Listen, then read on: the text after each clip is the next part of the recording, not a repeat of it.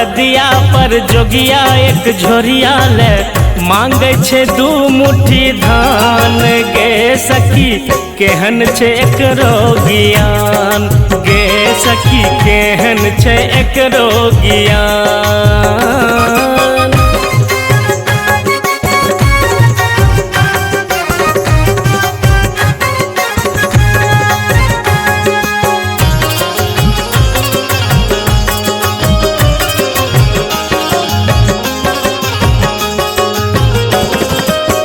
अंगने अंगने सबके घूमै छै अपना के दिनहीन दुखिया बुझै छै।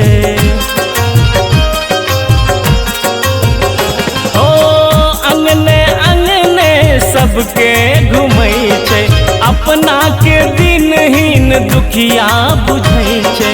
भरि पेट खेवाले जीवन जुड़े वाले मांगे छे 2 मुट्ठी धान गे सखी केहन छे एकरो ज्ञान गे सखी केहन छे एकरो ज्ञान।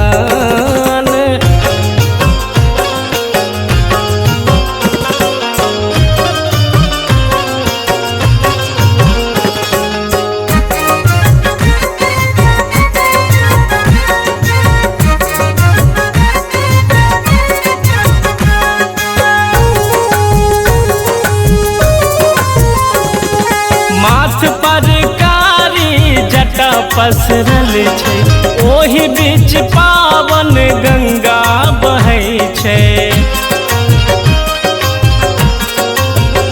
ओ माथ पर कारी जटा पसरल छै ओही बीच पावन गंगा बहै छै।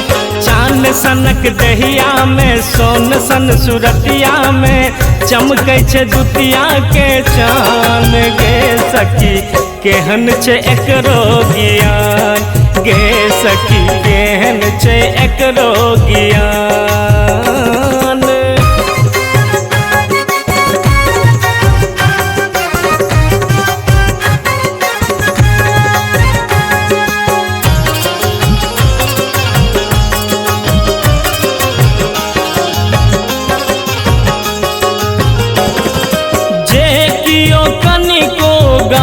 बजबै छै तिनकर दुख बाबा पल में हरै छै। ओहो जे कियो कनिको गाल बजबै छै तिनकर दुख बाबा पल में हरै छै।